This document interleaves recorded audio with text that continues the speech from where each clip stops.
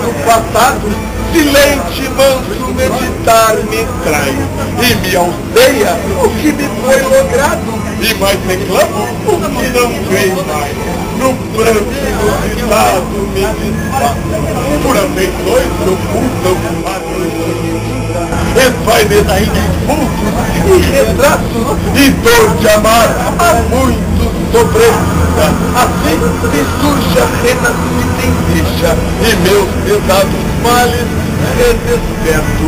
Como repetir a mesma e antiga queixa?